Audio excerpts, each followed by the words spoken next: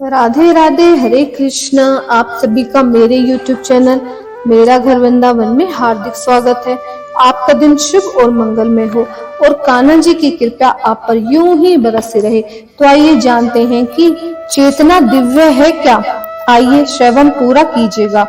परम चेतन ईश्वर जीव से इस मामले में समान है। भगवान तथा जीव दोनों की चेतनाएं दिव्य हैं।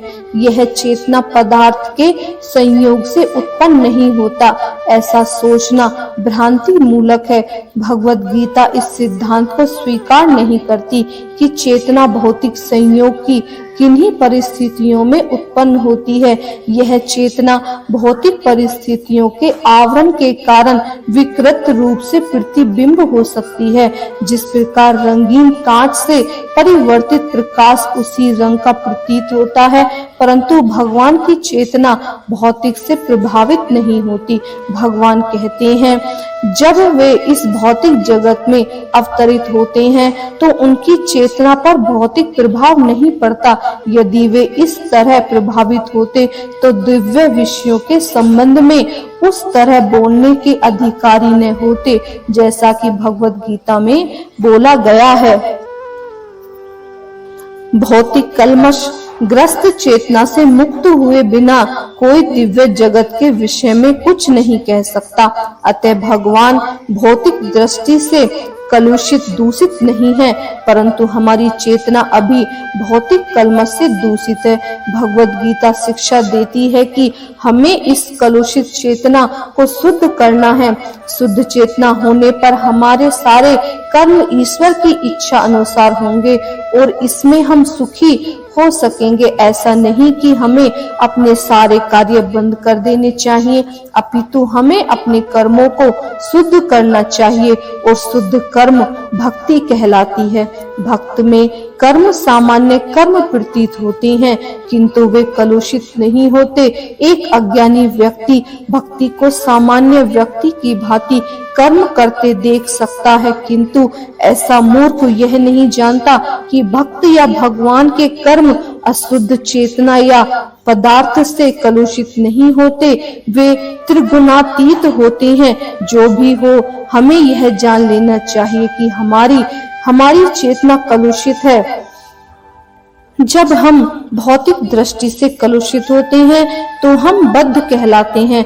मिथ्या चेतना का प्राकट्य इसीलिए होता है कि हम अपने आप को प्रकृति का प्रतिफल उत्पादन मान बैठते हैं। यह मिथ्या अहंकार कहलाता है।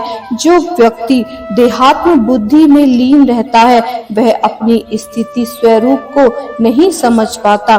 भगवत गीता का प्रवचन देह आत्म बुद्धि से मनुष्य को मुक्त करने के लिए ही हुआ है और भगवान से यह सूचना प्राप्त करने के लिए कि अर्जुन ने अपने आप को इस अवस्था में उपस्थित किया था। व्यक्ति को देहात्म बुद्धि से मुक्त होना चाहिए। अध्यात्मवादी के लिए प्रारंभिक कर्म कार्य यही है। जो बंधनों से छूटना चाहता है, जो मुक्त होना चाहता है, उसे सर्वप्रथम यह जान लेना चाहिए कि वह यह शरीर नहीं। मुक्ति का अर्थ है भौतिक चेतना से स्वतंत्रता। श्रीमद् भगवत में भी मुक्ति की परिभाषा दी गई है। मुक्ति का अर्थ है इस भौतिक जगत की कलुषित चेतना से मुक्त होना और शुद्ध चेतना में स्थित होना। भगवत गीता के सारे उपदेश मानतव्य इसी शुद्ध चेतना को जागृत करने के लिए हैं। इसीलिए हम गीता के अंत में कृष्ण को अर्जुन से यह प्रश्न करते देखते हैं कि वह विशुद्ध चेतना को प्राप्त हुआ है या नहीं। शुद्ध चेतना का अर्थ है भगवान के आदेश के अनुसार कार्य करना। शुद्ध चेतना का यही सार है। भगवान का अंश होने के कारण हमें चेतना पहले से ही रहती है, लेकिन हमसे निष्कृष्ट गुणों द्वारा प्रभावित होने से प्रवृत्ति पाई जाती है, किंतु भगवान परमेश्वर होने के कारण कभी प्रभावित नहीं होते। परमेश्वर तथा क्षुद्र जीवों में यही अंतर है। हरे कृष्णा, राधे राधे। अगर वीडियो पसंद आई हो तो सब्सक्राइब कीजिए, लाइक कीजिए और शेयर कीजिए। हरे कृष्णा, राधे राधे। धन्यवाद।